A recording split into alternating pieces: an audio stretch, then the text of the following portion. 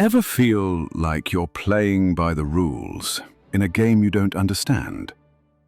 You're being fair, you're being considerate, you're being the nice person, but you keep getting taken off the board. In your career, in negotiations, in life. What if I told you there's a 500-year-old playbook that explains exactly why this happens? And a modern psychological framework that gives you the tools to finally master the game. Now, this isn't about becoming ruthless. It's not about becoming a monster. This is about becoming strategic. It's about understanding the unspoken rules of power so you can navigate the world with purpose and command the respect you deserve. In this video, I'm going to give you the complete framework. First, we'll forge your inner mindset so you become unshakable. Then, we'll explore the outer strategy using timeless Machiavellian principles. And finally, we'll build your moral compass so you can wield this power with principle. This is how you stop being powerless.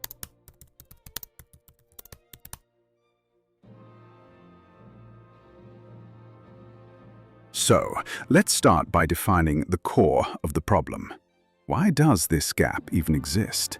The one between being a good person and being an effective one. It's because most of us are raised with the ideals of the good heart. We're taught to be fair, to collaborate, to trust that our hard work will speak for itself. We believe in a world where merit is always rewarded. But then we step out into the real world. A world that, as the political philosopher Niccolò Machiavelli observed 500 years ago, doesn't always play by those rules. He wasn't being cynical. He was being a realist. He saw that the world is inherently competitive, and in a competitive environment, power often flows not to the most deserving, but to the most strategic. And that's the source of that feeling of being powerless. That quiet frustration when your hard work gets overlooked while someone else takes the credit. That is the dilemma at the heart of it all.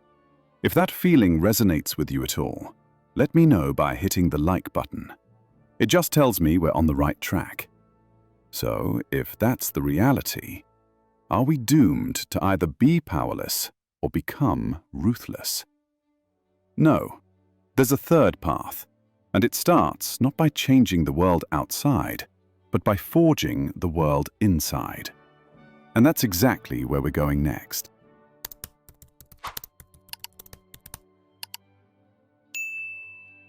Welcome to your inner citadel. Before you can play chess with the world, you must first become the master of the board within yourself.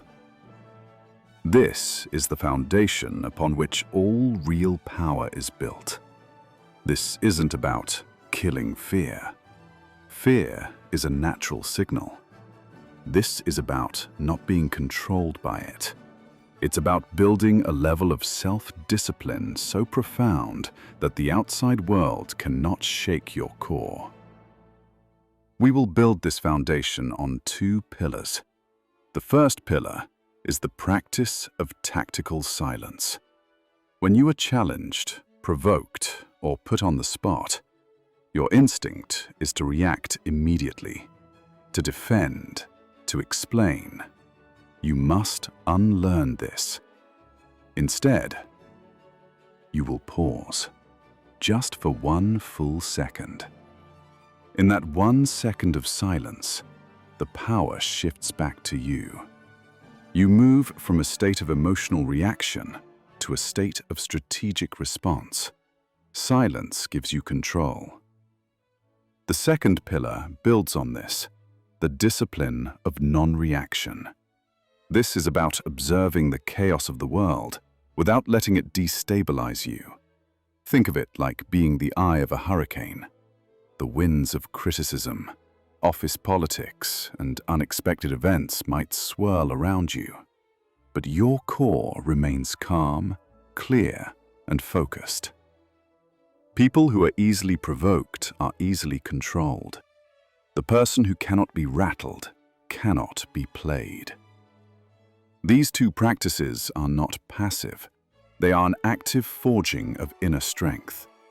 Because the first move in the outer world is to master your inner world.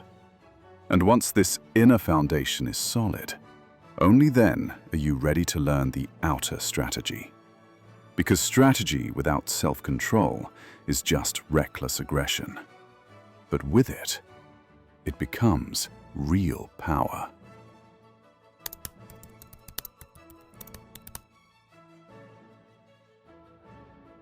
So, with your inner citadel secure, it's time to learn how to project power outwardly. Welcome to the Playbook. These are not rules for daily conversation. These are advanced, strategic tools for high-stakes situations, to be used with the discipline you've just cultivated. Let's cover two key principles. First, it is better to be feared than loved if you cannot be both. Now, feared is a loaded word. This isn't about terror. In the modern world, fear means consequence. It means being known as a person whose boundaries are firm, whose no is final, and whose time is not to be wasted. Think about a project manager. The loved manager says yes to every request to avoid conflict, and the project spirals into chaos.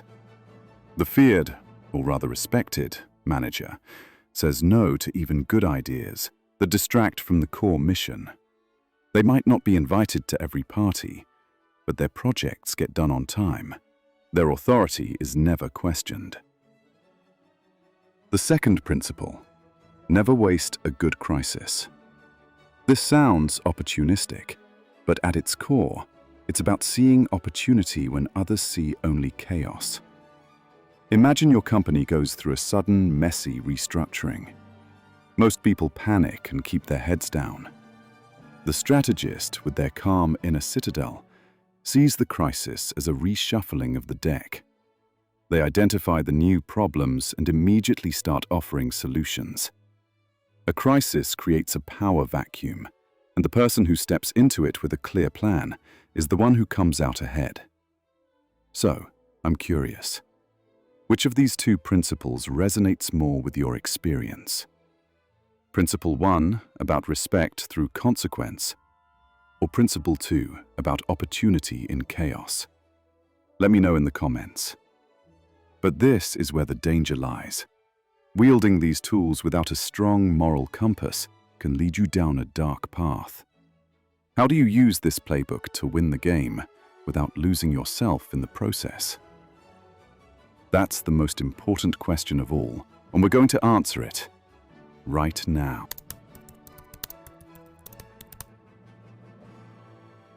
This is the final and most important part of the framework, because power without principle isn't strength. It's just tyranny. So, will this make you a monster? The answer is no. Not if you consciously decide what you stand for before you need to. This is where we build your moral compass, your personal code of power. This isn't a vague mission statement. It's a set of hard lines you will not cross. It's your personal definition of the difference between being ruthless with a problem and being cruel to a person. So ask yourself, right now, what is a victory you would refuse to win? What actions would make you lose your own self-respect? This is how you wield power without becoming a bad guy. You define the lines you will not cross, and you build the inner discipline to honor them.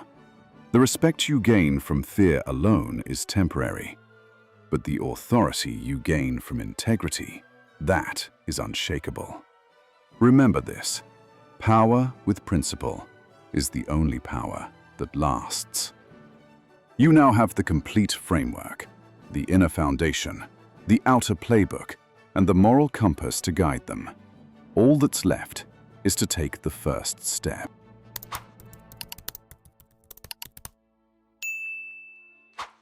And that step is not about theory. It's about action. So here is your challenge for the next 7 days. It has 2 parts, integrating everything we've talked about. First, the inner citadel. Practice the tactical pause. Just once a day, when you feel provoked or challenged, stop. Pause. Take 1 full second before you speak. Just observe what happens to your state of mind. Second, the outer playbook.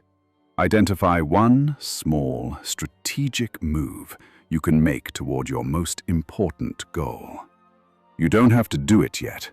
Just identify it. Write it down. Master your inner world. Then make your move in the outer world. If you are accepting this challenge, write "I'm in" the comments below to make a public commitment. This channel is dedicated to giving you the frameworks for strategic living.